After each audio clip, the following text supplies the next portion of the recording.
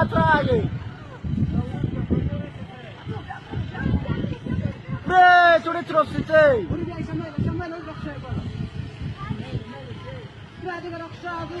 مش مالك السيما كان مشكلنا.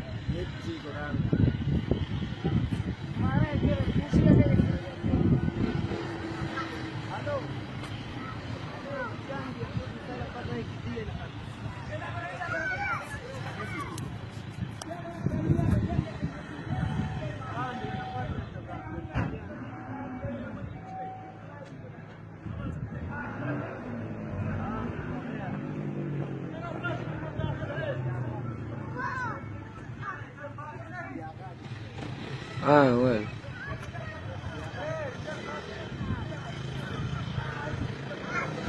راح تركبوا دي مش عادي يجون هادي